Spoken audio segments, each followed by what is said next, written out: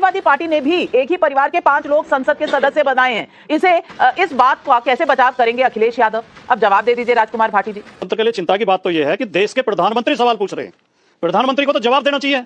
सवाल पूछने का काम विपक्ष का है। अनुसूचित जाति के, एससी के एक ही परिवार के 3 सदस्य अब तक क्यों नहीं संसद में पहुंचे, तो वो खुद भी तो बताया कि उनकी पार्टी ने क्यों नहीं पहुंचाए। लेकिन उस पिछड़ा वर्ग का आयोग का आदेश उत्तर प्रदेश सरकार ने नहीं माना, तो ऐसे संवैधानिक दर्जे का क्या करें? उसे ओढ़ें या बिछाएं? 1980 से बनने के बाद बीजेपी ने आज तक किसी स्टेट में कोई भी मुख्यमंत्री कहीं भी अगर ऐसी बनाया हो तो आप बता दीजिए मुझे। आपको आपने पंजाब में दलित मुख्यमंत्री बनाया, हमने बाबा साहब भीमराव अंबेडकर जी का सम्मान करते हुए कॉन्स्टिट्यूशन डे बनाया सर। अरविंद केजरीवाल दलित नहीं है। दोस्तों, राहुल गांधी ने संसद में ओबीसी और एससी एसटी के लिए आवाज क्या उठाई? नाविका कुमार को बुरा लग गया। आज की इस डिबेट में नाविका कुमार राजकुमार भाटी जी से पूछती हैं कि आपने एक ही परिवार के 5 लोगों को सांसद बना दिया, जिसके बाद राजकुमार भाटी जी कहते हैं कि वो एक परिवार के नहीं है, अलग अलग परिवार के हैं, और जिस जाति की बात आप कर रही हैं उनको तो केवल 5 टिकट ही दिए गए हैं। तो वहीं राजकुमार भाटी जी काउंटर सवाल करते हैं कि भाजपा के कई राज्यों में मुख्यमंत्री हैं, आज तक भाजपा ने एससी मुख्यमंत्री क्यों नहीं बनाया? क्या इनकी जवाबदेही नहीं है? तो चलिए दोस्तों, डिबेट को शुरू करते हैं। पिक्चर चालू करो बे। जनता सवाल पूछ रही है और जनता का सवाल है, नेतराम शर्मा का यूट्यूब पर सवाल है, समाजवादी पार्टी ने भी एक ही परिवार के 5 लोग संसद के सदस्य बनाए हैं। इस बात का कैसे बचाव करेंगे अखिलेश यादव? अब जवाब दे दीजिए राजकुमार भाटी जी। अभी बता दे भाई, अभी बता दे। समाजवादी पार्टी के जिस परिवार की तरफ वो इशारा कर रहे हैं आपके दर्शक, उस परिवार के तो उस जाति के कोई कुल मात्र 4 टिकट दिए, समाजवादी पार्टी ने 5 टिकट दिए। आप कह रहे हैं एक ही परिवार के बनाए हैं। परिवार के नहीं है, वो अलग अलग परिवार से हैं। लेकिन लोकतंत्र का मजाक तो ये है और लोकतंत्र के लिए चिंता की बात तो ये है कि देश के प्रधानमंत्री सवाल पूछ रहे हैं। प्रधानमंत्री को तो जवाब देना चाहिए। सवाल पूछने का काम विपक्ष का है।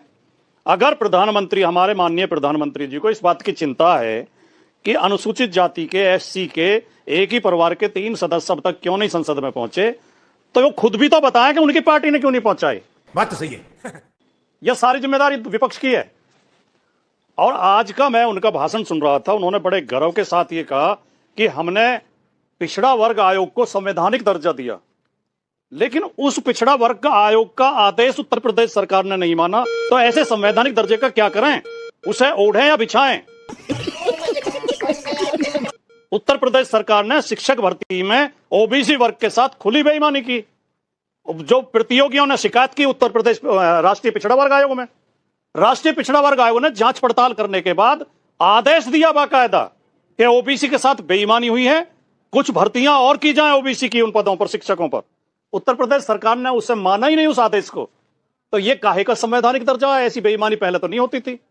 सही पकड़े हैं। और उसके बाद उत्तर प्रदेश हाईकोर्ट ने भी आदेश दिया, उत्तर प्रदेश सरकार ने उसे भी नहीं माना। और आज पीडीए की, पिछड़े वर्ग की सबसे बड़ी मांग है जातीय जनगणना कराओ।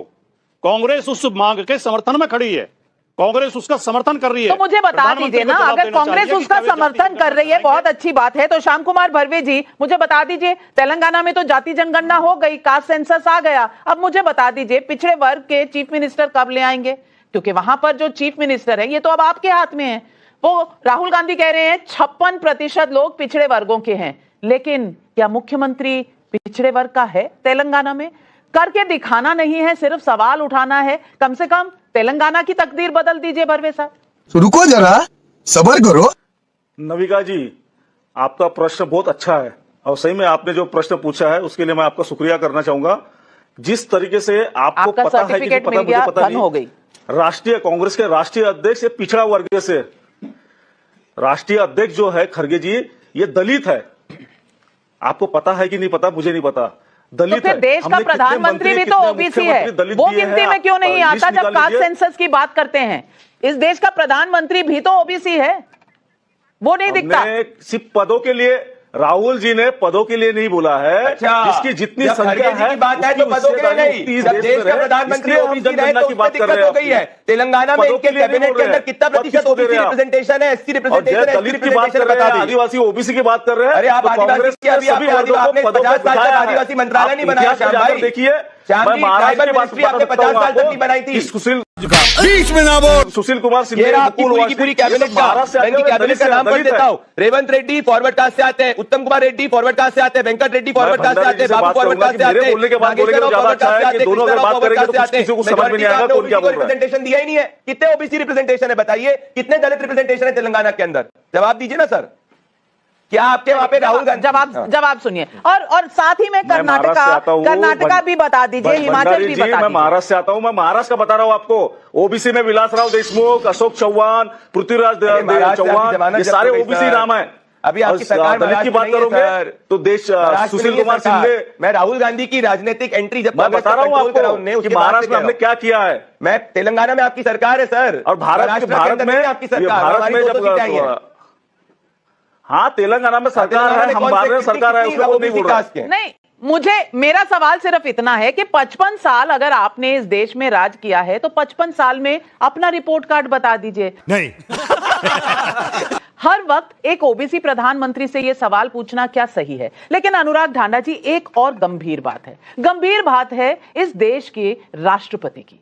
राष्ट्रपति का अभिभाषण किसी को बोरिंग लगा, किसी ने कहा कि पुअर लेडी। मैं पूछना चाहती हूं, ये थोड़ा सा जो पुअर लेडी है ये एक एंटाइटल्ड स्टेटस का डिस्प्ले नहीं है?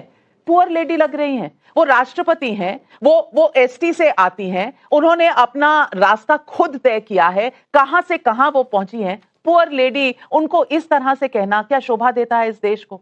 मैं पूछना चाहती हूं, राष्ट्रपति को नीचा दिखाकर कभी क्या देश का सर ऊंचा हो सकता है? दीदी वाह दीदी, नहीं दीदी वाह दीदी। और गरीबी की बात अगर की है राष्ट्रपति ने तो उस भाषण को बोरिंग कहना ये कहां तक सही? देखिए, मुझे लगता है कि सम्मान तो होना चाहिए संवैधानिक पदों पे जो भी लोग बैठे हैं। और जब आप ये पूछती हैं बार बार, क्योंकि ये सवाल आप पूछ रही हैं नविका जी की, एससी मुख्यमंत्री इस पार्टी ने क्यों नहीं बनाया, उस पार्टी ने क्यों नहीं बनाया, सांसद क्यों नहीं बनाए? नहीं, मैं नहीं पूछती, पूछ तो लीजिए। माफ कीजिएगा, आपकी इंडिया अलायंस में आपके नेता राहुल गांधी पूछते हैं, इसीलिए ये बार बार राजनीतिक डिबेट में आती है बात कि आपने क्या किया। मेरा सवाल नहीं है।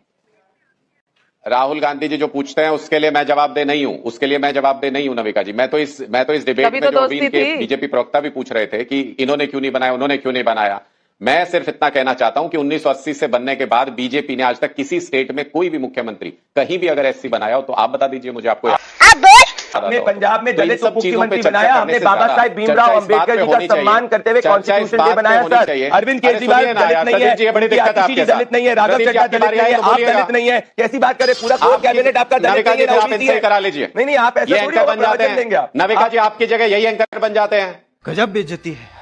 अरे भैया आप बन जाइए, चलिए आप बन जाइए। प्रदीप जी उन्हें बोलने दीजिए। चलिए 40 सेकंड आप 30 सेकंड अगर कोई बोल रहा है, नहीं 30 सेकंड अगर कोई बोल रहा है आप जवाब दीजिएगा ना। नहीं ढांडा जी आप बोलिए। मैं सिर्फ ये कह रहा हूं नविका जी कि जब से ये पार्टी बनी है तब से लेकर आज तक इन्होंने कभी कोई ऐसे मुख्यमंत्री नहीं बनाया। पर सवाल वो नहीं है, उससे भी महत्वपूर्ण सवाल ये है कि एससी के लिए किया क्या, जो पिछड़े हैं, जो गरीब हैं, उनके लिए किया क्या? उनको सबसे ज्यादा शिक्षा की जरूरत है, उनको सबसे अच्छे स्कूल चाहिए, उन पे तो कभी बात नहीं करते ये लोग। अब प्रधानमंत्री जी बैठ भैया आप इकलौती ऐसी पार्टी है जिसने आज तक ना एसटी ना एसटी ना ओबीसी समाज के किसी व्यक्ति को राज्यसभा में भेजा। अनुराग ढांडा जी, अगर आपको पत्रकारिता के जरिए याद आ रहा है तो आप जाके कर लीजिए, जवाब दीजिए। आप इकलौती ऐसी पार्टी है जिसने राज्यसभा में ना एसटी को भेजा, ना एसटी को भेजा, ओबीसी को भेजा। आप राजनीतिक देश की राजनीति में इतिहास में इकलौती ऐसी पार्टी है। बोल रहे हैं उसी पे बात कर रहे हैं, बताइए ना, आपको जवाब देना है।